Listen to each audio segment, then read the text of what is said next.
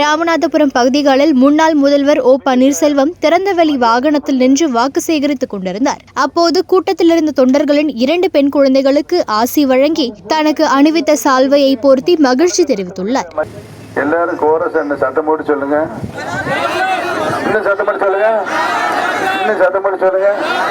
பெரியவர்களே, தாய்மார்களே, நம்முடைய வெற்றி சின்னமா பலாப்பழ சின்னத்திலே முத்திரையிட்டு உங்களுடைய பொன்னான வாக்குகளை முத்திரையிட்டு மாபெரும் வெற்றியை, மகத்தான வெற்றியை பெற்றுத் தருமாறு உங்களுடைய பாதம் தொட்டு வேண்டி விடைபெறுகிறேன். நன்றி, வணக்கம்.